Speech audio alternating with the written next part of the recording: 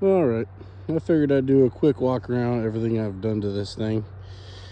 It is a 2023 Morini Seiemmezzo, or Seiemmezzo. I can never pronounce it right.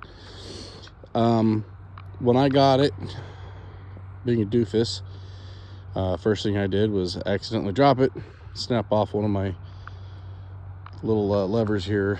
This is the brake lever right here. This one broke.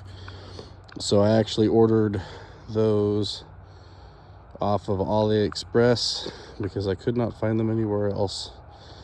One of the first other things I did was these mirrors, which I have a love-hate relationship with. I like the sight picture because it's farther out and I get a little bit better angles, but I don't really care for how wide it makes the whole bike feel. So I'm thinking about changing them out, but we'll see. I'm not quite sure.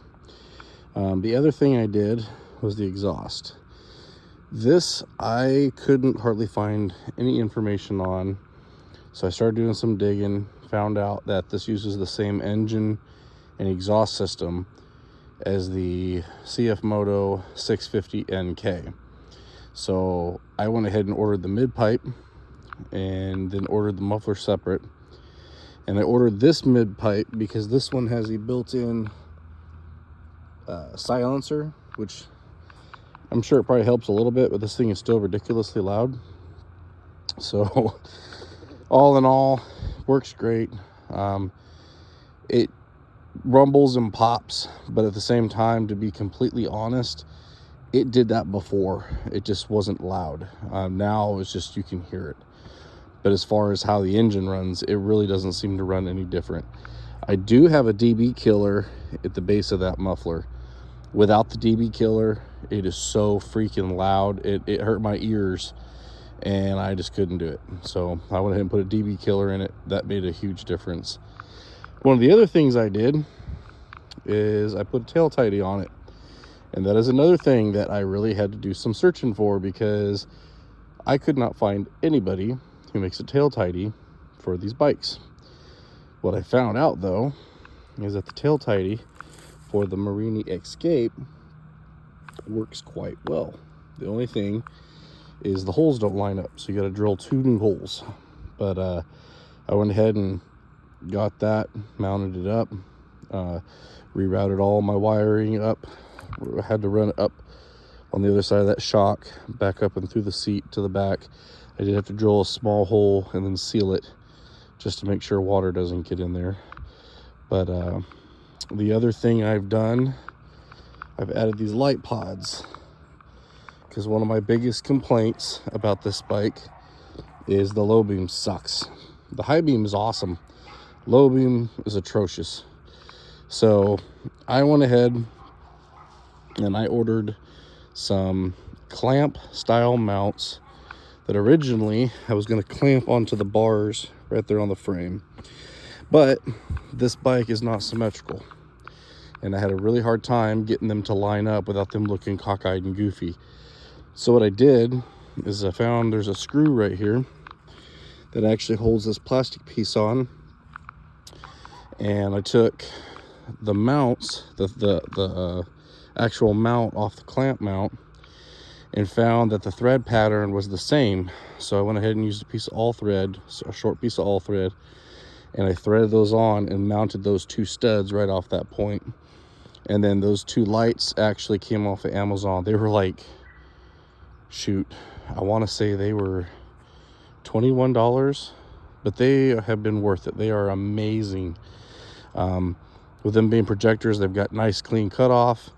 I got them aimed out in front of me, more close for the low beam. The high beam on this thing, like I said, reaches out and works great. But for that low beam issue, I went ahead and put those projectors on. And actually, oh yeah, and my handy dandy phone mount, which is a wireless charging mount also. So when I put my phone in there and I'm out for a ride, this thing's charging it. So, but I'll go ahead and start it up. See if it's in neutral. Of course not. I'll start this thing up and then I'll show you those lights.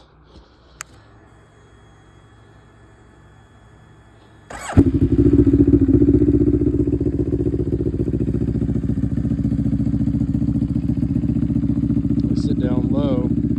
At night, this thing probably looks more like a cruiser or something with those lights on there, but I don't care. They work phenomenal. And of course, this one's hitting the ground because the bike's tilted, but they work awesome. Absolutely awesome. And then I went ahead and I put them on a switch. Bought that switch, which I ordered a white one so it would match the backlighting of these, but they sent me an orange one. I didn't catch it until after I wired it all up. Then by that point I was like, you know what, screw it. So it's staying orange. Oh yeah, and I forgot, for Christmas my son and I, we both got underglow kits for our bikes. He's got a Honda Rebel, and we put it on his Honda Rebel, and then I put it on here.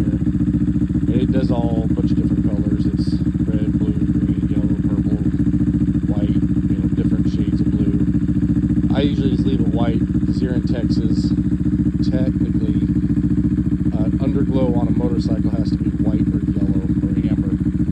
And so just so the cops leave me alone when I'm out riding around, I'll leave it on white anyway. I like to have it more just to be seen at night anyways. But I think that's it now.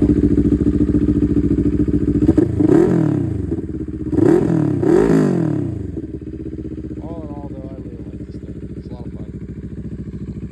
Like I said, I think I'm going to end up changing out the mirrors. I'm going to keep these just in case. And what I'm going to do is I'm just going to unclamp them from right here, take them off, try the new ones, and if I like them,